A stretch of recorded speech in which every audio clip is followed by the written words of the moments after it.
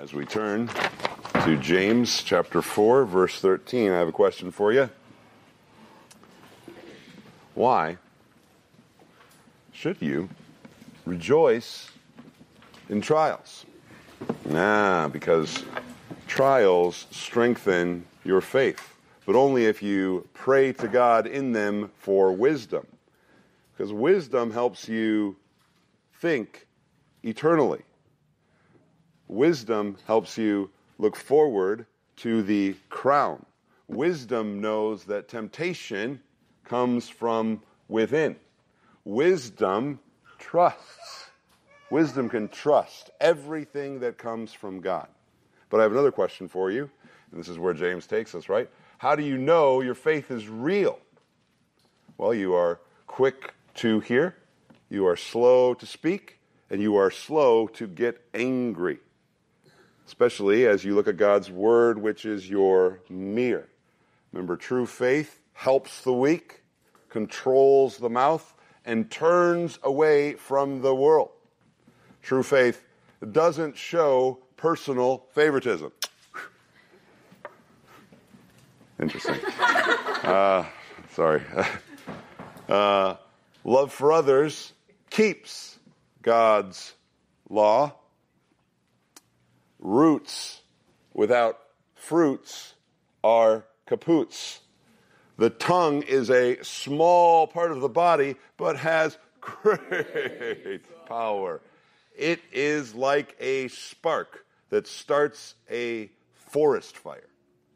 It is like the bit in a horse's mouth. It is like a rudder that steers a ship.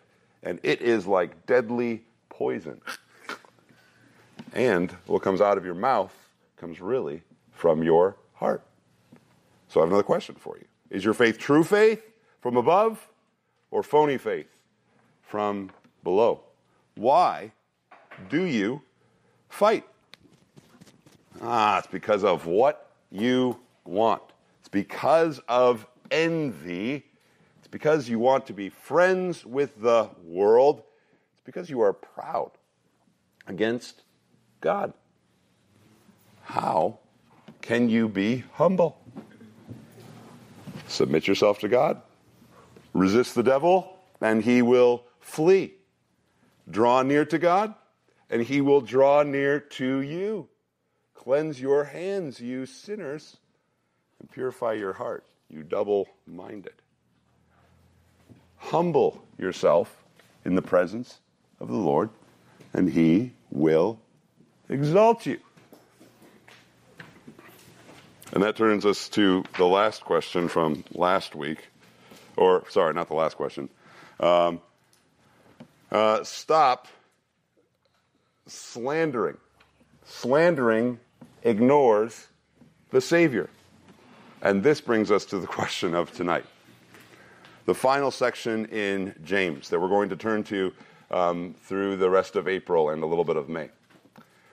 The final thing that James wants to do is talk about what proves your faith.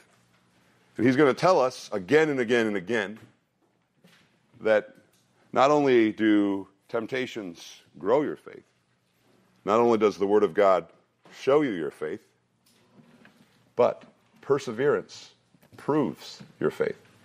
And this is what I believe James 4:13 all the way through the end of James is all about. Perseverance. So the big question, the last question of James is, how can you persevere? So we're just going to pretend like we're an Olympic runner running like crazy. We persevere through humility. So that's the first thing. We persevere through humility. And let me just show you all the actions for today, and then we'll get into it, okay? Don't be proud about the future. Life is a vapor. If the Lord wills, we will live. Come now, you rich. Now you're going to pretend like you're holding all this money. Come now, you rich. Your judgment is coming. There's the gavel right there. The judgment is coming. I'll just do it one more time, right? How can we persevere? Persevere through humility. Don't be proud about the future. Life is a vapor. If the Lord wills, we will live. Come now, you rich, your judgment is coming. Let's read our passage for today. It's in James 4:13. James 4:13 all the way through 5:6. We'll try to get through all of that today. Come now, you who say tomorrow or today or tomorrow we will go to such and such a city and spend a year there and engage in business and make a profit. Yet you do not know what your life will be like tomorrow. You are a vapor that appears for a little while and then vanishes away. Instead, you ought to say, if the Lord wills, we will live and also do this or that. But as it is, you boast in your arrogance. All such boasting is evil. Therefore, to the one who knows to do the right thing and does not do it, to him it is sin. Come now, you rich, cry, howling over your miseries which are coming upon you. Your riches have rotted, and your garments have become moth-eaten. Your gold and your silver have rusted, and their corrosion will be a witness against you and will consume your flesh like fire.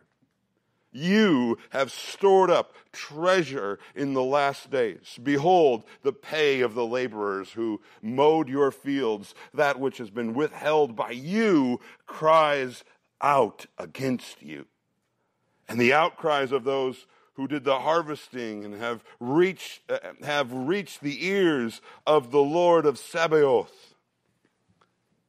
You have lived luxuriously on the earth and have lived in self-indulgence. You have fattened your hearts in a day of slaughter. You have condemned and murdered the righteous man. He does not resist you. Let's pray. Dear God in heaven, we thank you for this time we get to open up your word, which is a mirror to us, which shows us in horrifying language your great judgment on the rich and on the wicked who love money more than they love you. And I pray through the mirror of your word that you would reveal us to us in the truth of our condition and give us humility even today that we may persevere, that our faith may prove true. Amen. For those of you who have cell phones, you probably have nice cell phone plans. Probably because your parents pay for it and you don't have to. But when you actually become an adult and you have to pay for cell phones yourself, you'll start asking yourself questions. Why am I spending all this money for these expensive phone plans when I could buy a cheap phone plan for the same phone? There's just a few minor caveats and problems with these, relatively cheaper phones. Number one, you get horrible reception when you're with anybody else that has a phone because their phones get the dominant, preferred AT&T service, If I'm at Knott's Berry, I get no reception at Knott's Berry because there's so many other dumb people on their phone on TikTok and so much. So I can't find my kids. There's a few other things, like you'll probably get a phone and a phone number that somebody else already had. It's a minor problem. When the people coming to collect, money that you owe, or when, somebody is looking for someone, hunting for someone, like the sheriff department or something like that, just, take it in stride and say, no, this is not John Doe, this is David, that you got the wrong number. Okay, thank you, bye. Other than that, it's a great deal. Other than the random calls from people I don't know who are searching for money from me, it's a great deal. But that's kind of how it is here in James. We're here in James, and we're wondering, is this call really to us? Am I receiving somebody else's mail? Is this coming to me? Who is James talking to here? Who is James rebuking so harshly? Who are these Christians he's addressing? That's a question we got to answer as we work our way here through this final section in James. Who is he talking about here? But the important thing I want you to really think about is not just figuring out who James is talking about, but asking this question in your heart and in your mind, is he talking about me? So we're going to look at kind of the three characteristics of the people he is describing and rebuking here. And this will be helpful to us as we try to answer that so much more important question, which is he talking about me? The first characteristic is they possess arrogance about tomorrow. Write that down. Arrogance about tomorrow. You see this in 4:13 especially, right? James is putting these words that they are saying back in their mouths, and maybe because he's heard these words, or maybe these represent a lot of different kind of words they're saying, but they are saying, today or tomorrow we will go to such and such a city. So he's probably making this up. And we'll spend a year there. A year there. And we'll engage in business and we'll make a profit. This is who he's talking about. Now maybe on initial blush that doesn't sound so arrogant to you. Matter of fact, it seems kind of wise, right? Some of you are maybe about to graduate soon and you want to find a job that makes a profit. Because if you don't find a job that makes a profit, you can't buy a ring. And if you can't buy a ring, you can't ask that girl to follow you, right? You're like, this seems like a really wise thing to do, right? This guy's willing to go somewhere else to engage in business to make money. This guy is, or girl, this person is thinking ahead. My parents are always telling me to think ahead. Why is this a bad thing? Matter of fact, you'd be right. The Bible is full of admonitions to think ahead, be diligent, and be a hard worker. The Bible I should say it this way, the Bible condemns the fool who doesn't plan, who sits on his hands and waits for food to come to him. The Bible condemns that person who doesn't go out and work hard. The Bible praises the prudent one who thinks ahead. Proverbs, you can just write down the references if you want. Proverbs 13:22, wealth obtained from empty effort dwindles. If you put no effort in, the Bible says you will dwindle in your effort. But the one who gathers with his hands abounds. The hard worker finds abundance in his work. Or Proverbs 10:4, poor is the one who works with a slack hand, but the hand of the diligent makes rich. The Bible also praises the one who leaves, think about this, who plans and prepares not just for their future, but for the future of their kids' kids. The Bible says in Proverbs 13, somewhere, I got the wrong reference here, the wise man leaves an inheritance for his children's children. The Bible praises the person who thinks ahead for his children's children. And the Bible would even say the way you work, the way you serve, the way you labor is actually not service for your earthly master, but an act of worship for Jesus Christ himself. Colossians 3:23 through 24, right? You are serving the Lord Christ. You should work hard. You should seek to be diligent. And the Bible would even say in 2 Thessalonians 3 that not working, waiting for everybody else to just give you stuff, is actually a disciplinable, there we go, a disciplinable offense. You could get kicked out of the church for being a moocher. In other words, so the Bible actually holds a very dim view on people who are lazy and don't think ahead, and the Bible actually holds a very elevated view and praises the one who works hard. So what's going on here? What is the problem here that James is so upset about? It's not having a profitable business. It's not having an entrepreneurial spirit. It's not capitalism that he's going after here. It's not the love of planning or scheduling. So, ladies, you can take your, schedules back out and not be ashamed of them anymore. No, what he is rebuking here is the way you plan and the way you work and the way you live.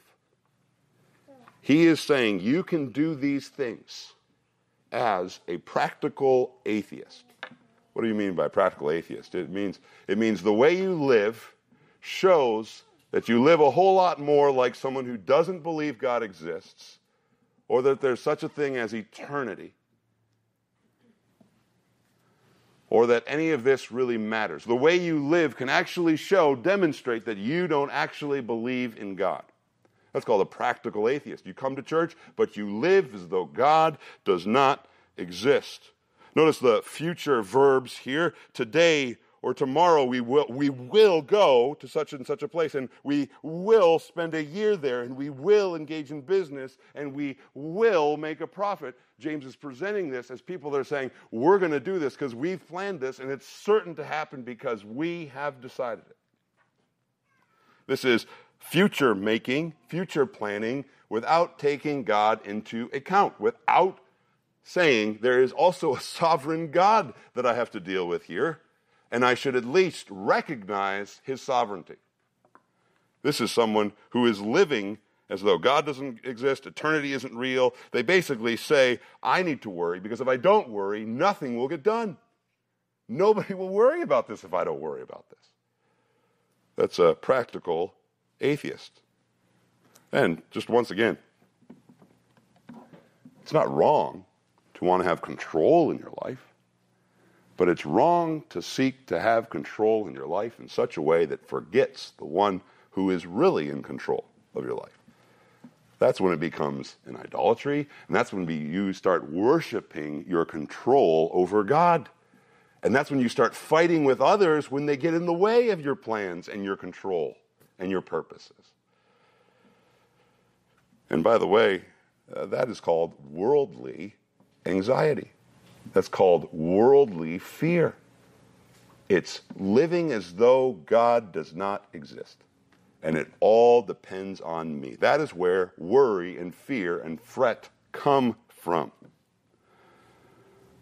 It's someone who's living as though they do not have a heavenly Father who loves them and takes care of them and provides for all of their needs, and they do not have to worry, but they get to work and labor in the joy that knowing such a Father gives them.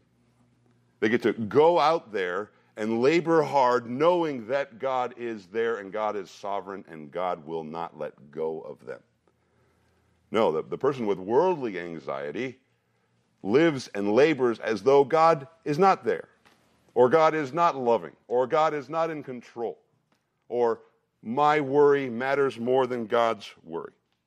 By the way, look at the ignorance of this worldly anxiety that we see here, right? Look at the ignorance, or maybe the intentional ignorance of this worldly anxiety that can creep into the Christian's life and thinking. Notice it ignores how frail your existence is. It ignores how frail and weak your control really is. Verse 14, you do not know what your life will be like tomorrow. You are a vapor that appears for a while, a little while, and then vanishes away. You know that fog in the morning that seems so inhibiting and strong and dense and you can't see through it, and then suddenly it disappears and you completely forget about it. The steam on the windshield that you have to wipe away before you start driving. You probably don't have that problem here. It's gone in an instant and you kind of forget about it. You know that little puff of smoke that moves so quickly that you can't even remember the shape of it? Clouds are constantly changing. That's what's being described here. Your life is a vapor. It's here today and it's gone tomorrow. It's changed. It doesn't last. And this reminds us a lot of chapter 1, verse 9 and 10 particularly. The rich man is to boast in his humiliation because, like the flowering grass, he will pass away. It's good to remember, you who think you have so much control and strength in this life, that your life is like a vapor. It's like a grass that will soon be gone. Matter of fact, he says in verse 11 of chapter 1, right? The rich man who is so anxious and in his pursuits will pass away in the midst of his pursuits. That is how passing and vapor-like his life is. These people are ignorant of how frail their life is. And I love it, verse 14, right? They don't even know how tomorrow might change. Who cares about 10 years from now? Who cares about 1 year from now, you don't even have control over tomorrow. And if we bring the vapor illustration even back home a little bit more, you don't even have control over today. You can't even get your arms around today because your life is like a vapor. You have no real control. You're passing, and you will soon be forgotten. I mean, let's be honest. None of us are going to probably have biographies written about us. And let's be honest, a lot of you don't even remember people in your family tree, right? How many of you, here, we're just going to do a show of hands, just to make a point to you. How many of you remember the first name? I'll give you an easy one. The first name of your parents. Raise of hands. Okay, so illustration fell flat. All right. How many of you know the first name of your grandparents? Anybody not raising their hand? Elijah, not sure? All right, that's fine. Okay, harder question. How many of you don't know, how many of you know, sorry, wrong question. How many of you know the first name of your great-grandparents? That's your grandparents' dad? Anybody know that? Anybody? Okay, so I'm seeing less hands. How many of you know the first name of your great-great-great-grandparent? You do? What is it? Great-great or great-great-great? Great-great. We'll go great-great. Grandma Ruth, David? Grandma Ruth, Grandma Kika. Oh, lucky guess. All right.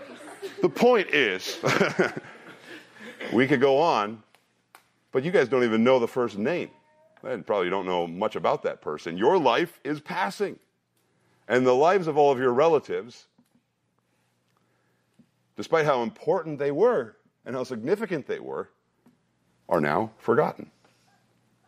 And that's what you got to recognize, right? My life is a vapor. It is passing. It'll be here today and gone the next.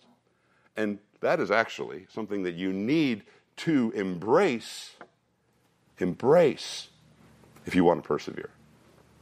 But notice also, they not only ignore their frailty and control, they also ignore the one who is really in control. It says in verse 15, you ought to say, if the Lord wills, we will, look at this, live. And we will do such and such and such, right? If the Lord wills, we will live.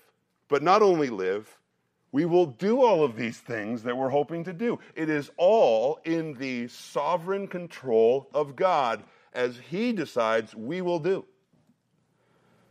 There are so many ways God can disrupt your plans.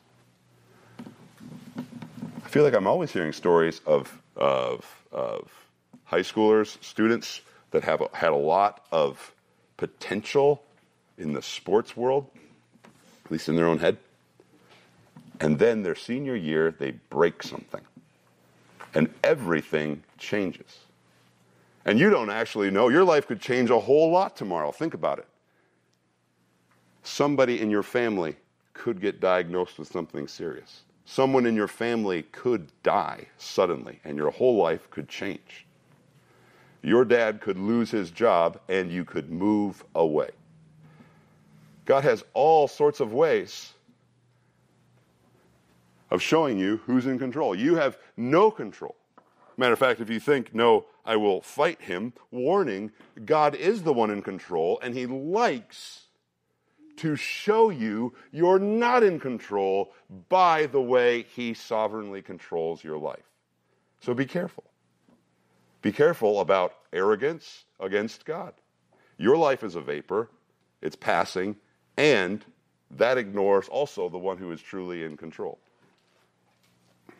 Therefore, you need to hope in something that's secure. You need to hope in something that's stable. You need to have faith in something that lasts. Turn over, hold your Bible to James here and turn over to 1 Timothy. It's just a few pages back.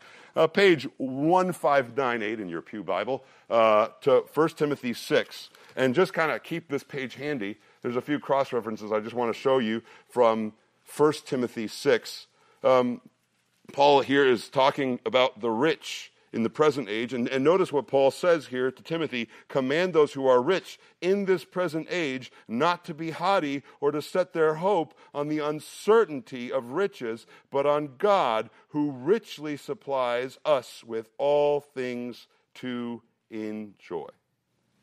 Any other hope but a frail Any other hope but God, hope in God is a frail hope. And guess what? Any other hope, any other security, any other control in your life than God himself will only add to your anxiety. I'll say that again. Any other hope but God is a vanishing, frail hope that will change and is uncertain.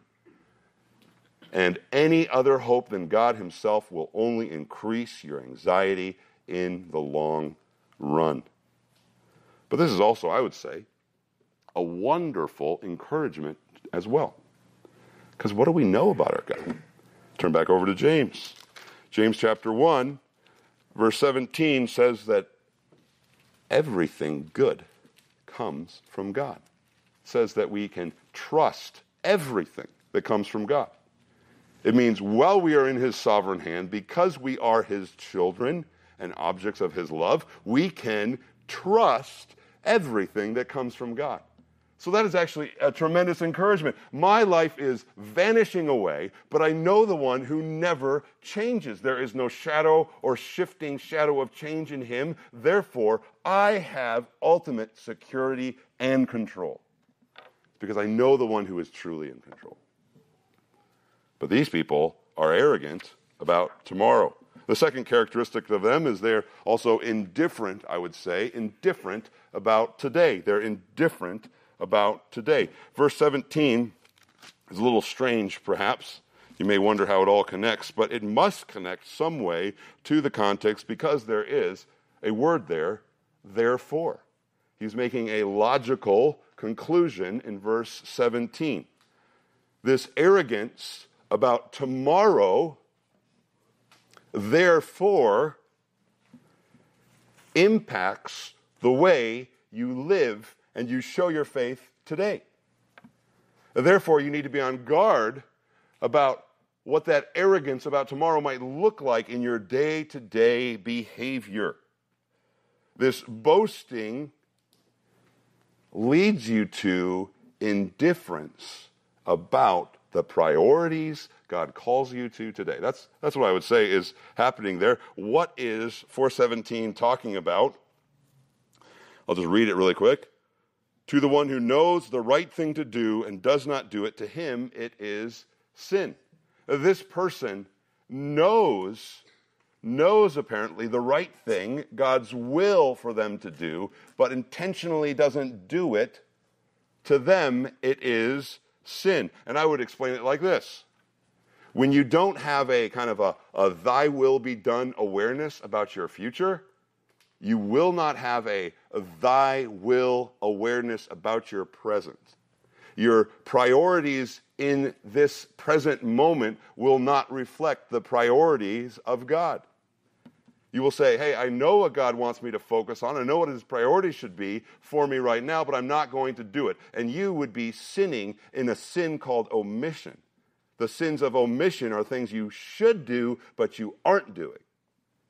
And for you, that is a sin. And it's a sin, though, coming back to the same heart of arrogance.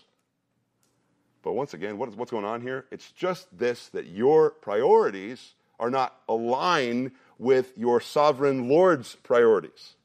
You are not saying, thy will be done today. You're not waking up in the morning and saying, I choose to determine to the best of my ability, live according to your will, and if I fall short, I will confess my sin to you and to whoever I sin against. You're not aligning your will with him. Therefore, you are choosing to live in intentional omission. And that's how I would connect them. It's the same kind of heart, though. It's the same basic heart, whether it's thinking about tomorrow or it's thinking about today. It's saying the same thing. There is no God in my life, right? There's no God in my life tomorrow, so I should be anxious or I should be arrogant. There is no God today, so I should not care about what he wants me to do today. How do you know? That's your problem. How do you know when your priorities are out of line? Maybe it'll look like you're going crazy, going all over the place, trying to get everything done that you think you need to get done, and you're leaving behind on the wayside the priorities that God wants you to put in your life, like family commitments or church involvement. All these go on the wayside because you need to get all this stuff done to accomplish what you think is really important about the future that may lead to omission.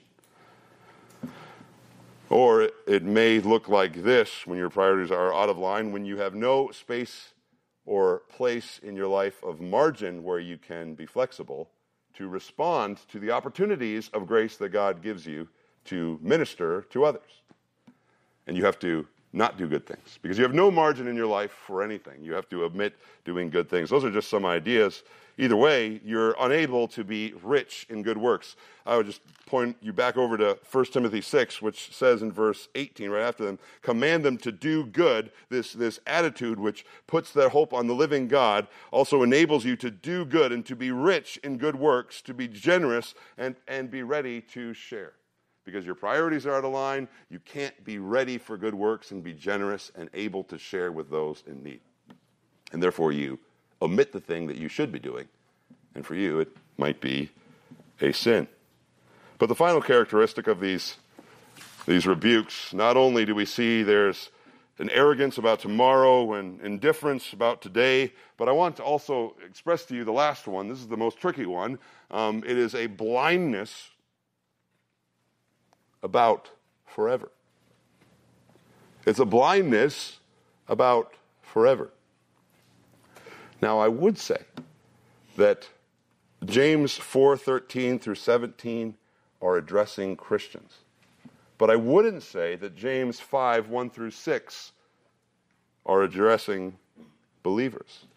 I would see this as addressing rich unbelievers. And there I've got some reasons for that. Number one, notice, come now you rich. He doesn't call them brothers like he always calls them. Even when he's rebuking his readers, like we see in 4:4, you adulteresses, he calls them brothers. Notice also, he contrasts them to the righteous. You have condemned and murdered the righteous man. Notice also, he just condemns them to judgment as if it's already happening. There's no Romans 8:1. There is therefore now no condemnation for those who are in Christ Jesus to be found here. They are already under condemnation. They are already under almost the judgment of God. And this is why this is different than 4:13 through 17. I would say in 4:13 through 17, he is exhorting them to repent. You should say, if the Lord wills. You should seek to do what is good. But here it is just judgment. He doesn't call them to true repentance. And if you ask me, James sounds a lot like one of those Old Testament prophets. You know, you're reading through the prophets, and suddenly the prophet just goes postal on one of these surrounding nations, right? Isaiah. Half of Isaiah is just Isaiah going postal on all these other nations. What is the plan there, Isaiah? Are you going to say, now please, take this copy and go to Nineveh, go to Assyria, go to Egypt, go to Damascus? Is that what Isaiah is planning to do? No, I would actually say Isaiah is writing these rebukes from the Lord about these nations so that the believers in Israel can hear how the Lord feels about their wickedness. You got that? I need to know how the God of the universe is speaking or thinking about the powers in the world. So I do not envy them, and so that I'm also, here's the catch, so that I'm also rebuked in my thinking like them, right? Here we see James rebuking worldliness and the worldly anxiousness of our world so that the true believers can say, I am sounding a lot like that and I do not want to be there, so I am going to turn and repent. But right here, just in the middle of James, James starts directly speaking to unbelievers. If you are arrogant about the future, if you are indifferent towards what God has for you in the moment, in the present, this could be you. So therefore, repent. Right? I mean, just notice the vivid language. Your riches have, well, first off, verse 1. Come now, you rich, cry, howling over your miseries that are coming upon you. Actually, it's present tense. Come now, rich, cry, howl over the miseries that are on you. It's very vivid. It's almost as if they are already under judgment. These same rich people that James's readers are so admiring and wishing they could be like because they seem to have so much security in this difficult life that they live. These same rich people, in James' view, are already under judgment and already have miseries, plural, miseries on them. It's even more vivid. You see in chapter 5, 2, verse 3, he uses a perfect tense, and you see that your riches have rotted, your garments have become moth-eaten. Perfect tense is just a tense that usually speaks of completed action kind of in the past that is now in a continuing state, or it's a verb that's used to talk about the continued condition of something. But it's focused, it's vivid on the present. This is who you are now, permanently. You have garments that are ugly. Your gold and your silver are rusted, which, by the way, a lot of commentaries have a lot of fun with that. How can gold really rust? Blah, blah, blah, blah. Because they're not eternal. Because they're not lasting. Because they do not know the eternal God. But that's something else. You are already in this state, in this condition. Your glory is actually to your shame, and you should be humbled by how you really look before God. All of these things that are so impressive on the outside are really, in the larger scheme of things, in the eternal scope of life, quite pitiful looking. It's like those green spectacles that Dorothy and the Scarecrow and the Tin Man and the Cowardly Lion have to wear when they enter the city of Oz. Now, this is not in the movie, but the book talks about these spectacles, these green spectacles that everybody that is a resident of Oz must wear. Matter of fact, if you did not wear the spectacles, someone says, the brightness and the glory of the Emerald City would blind you. Even those who live in the city must wear spectacles night and day. They are locked on, for Oz has so ordered it when the city was first built, and I have the only key to unlock them. And Dorothy sees the city through these spectacles, and the city looks glorious and green, and she wears these clothes that sparkle in greenness. But in the end, spoiler alert, they're nothing. They're meaningless. In the end, Oz is a podunk magician that flew in from Omaha that actually is trying to deceive everybody so he can have power over everybody. And he's actually doing all of this so that he can appear powerful, so that all of these witches that actually have power will be too afraid to oppose him. And that's why he wants Dorothy to go take out the Wicked Witch of the West. And actually, when you take these glasses off, the green is gone. The clothes, which are so flashy, are suddenly ordinary. And I think this is what James is doing. In a sense, he's wanting to rip off the deceitful glasses of worldliness and show you what you really look like in light of eternity before a holy God. All of your glory, all of your strength, all of your control is vanishing away. Your garments are rotten. Your gold is rusted. You have nothing. And notice this. All of this evil is going to come back on you. And notice the irony of these statements, right? They are stealing from their laborers. You see there in verse 4. They don't see the cries of their injustice that are going to the Lord of Sabaoth, which is the Lord of armies. And notice also, you have lived luxuriously on the earth and lived in self-indulgence, and you have fattened your heart in a day of slaughter. It's almost as if he's saying, all of these pleasures and enjoyments and control that you're filling your life with, this luxury, this self-indulgence, is just doing one thing: fattening you for the slaughter. You're just an object of wrath. You go by a turkey farm, October, early November. Sure looks like they're living the life in there. They're large and in charge.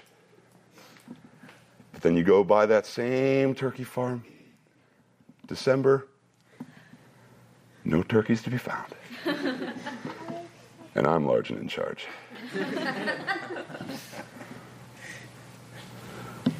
Your riches, James is saying, are actually padding your way to judgment. It sounds a lot like Romans 1 if you ask me, right? You are in your own wisdom plummeting yourself down to destruction. You are currently under the judgment of God. This blindness, this worldliness through which you see the world is actually blindness, and it is condemning you to eternal judgment. And James writes this way to wake us up. If you are a believer in love with the world, wake up. Wake up to what the world really is. Wake up to all of the glories of the world in their true eternal colors. This is the life of the unbeliever. Is it your life? These are the affections of the lost. Are these your affections? This is the worldview of the wayward. Is this your worldview? Because be here today, but gone tomorrow. And all of these pleasures will only increase your anxieties later. And if I can say eternally, they will only increase your eternal anxieties. That's what worldly anxieties bring, more anxiousness. What's the right response? Be miserable about your sin today. Be miserable about what you are glorying in today. Be miserable, turn and repent, or be miserable about your sin forever. And one more thing. Remember what James says in chapter 1, verse 10. Let the rich man boast in his humiliation. You can be rich, or in biblical terms, have enough food for tomorrow. You can have provisions for this next week and still be a Christian. Do you know how you do that? Because you are humble spiritually before God. He who was rich, beyond all splendor, all for love's sake, becameth poor. How do you find Jesus? By becoming poor alongside him. Not in your bank account, but in the spiritual pride that dominates your heart. Saying, I have an eternal problem of sin, and I am going to the one who became poor to rescue me. Let's pray. Dear God in heaven, we thank you for this evening, this night, humbling message, sobering message, but I pray that it would burn into our minds and our hearts and change the way we view this life and change the way we even view security in this life. Amen.